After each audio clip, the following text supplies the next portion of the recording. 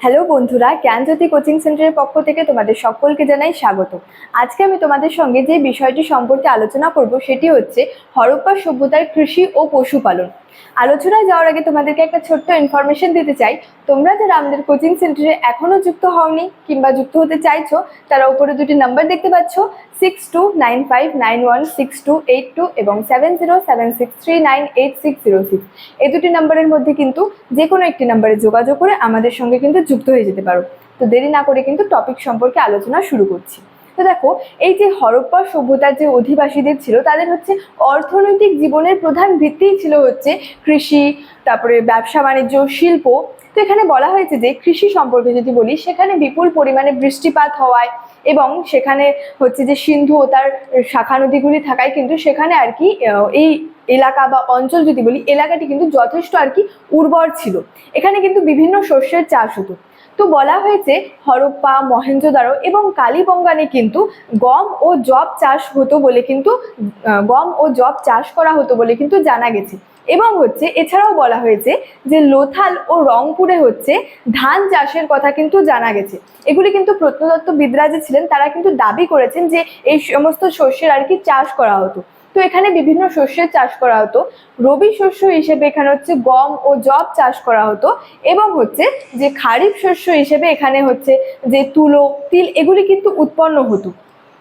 এছাড়াও সেখানে যদি হরপ্পা যে অধিবাসীদের যদি প্রধান খাদ্যের কথা বলি, তো তাদের প্রধান খাদ্য ছিল হচ্ছে গম ও যব।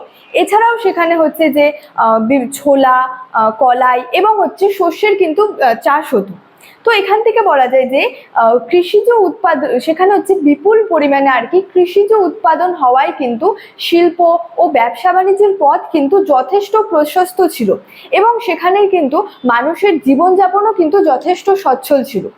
এবং যদি পশুপালনের কথা বলি, গৃহপালিত পশুর কথা যদি বলি, তো এই যে সিন্ধুর যে অধিবাসীরা ছিল, তারা কিন্তু সেখানে বিভিন্ন জীবজন্তুদের কিন্তু পোষ্য মানিয়েছিল। এদের মধ্যে ছিল হচ্ছে গরু, ভেড়া, ছাগল, কুকুর, মহিষ ইত্যাদি কিন্তু ছিল। এবং এটাও বলা হয়েছে তারা কিন্তু হাতিও পোষ মানাতো। বলা হয়েছে তারা গরু, ছাগল, যে ভেড়া ছিল তাদের সঙ্গে সঙ্গে তারা কিন্তু হাতিও পোষ মানাতো বলা হয়েছে। এবং বলা হয়েছে যে তবে একসময় মনে করা হতো তারা কিন্তু তাদের যে জীবজন্তুর মধ্যে আর কি জন্তুর মধ্যে কিন্তু ঘোড়াকে তারা হচ্ছে পোষ্য মানাতে কিন্তু পারেনি। কিন্তু পরবর্তীকালে বলা হয়েছে যে এই যে কালীবঙ্গানে কিন্তু যে ঘোড়ার চিহ্ন আবিষ্কৃত হওয়ায় বলা হয়েছে যে ঘোড়ার চিহ্ন আবিষ্কৃত হয়েছিল বলে কিন্তু মনে করা হয় প্রথম দিকে তারা হচ্ছে যে ঘোড়াকে পোষ মানাতে কিন্তু পারেনি, কিন্তু পরবর্তীতে তারা কিন্তু ঘোড়াকেও পোষ মানাতে সক্ষম হয়েছিল।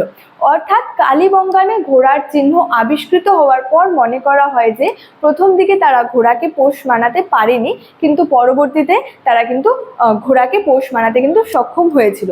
তো স্টুডেন্ট, এই ছিল আজকে আমার হরপ্পা সভ্যতার কৃষি ও পশুপালন সম্পর্কে আলোচনার বিষয়। ভিডিওটি ভালো লাগলে লাইক, কমেন্ট এবং বন্ধুদের সঙ্গে শেয়ার করে দিও। দেখা হচ্ছে তোমাদের সঙ্গে পরবর্তী ভিডিওতে। Thank you so much. Thanks for watching.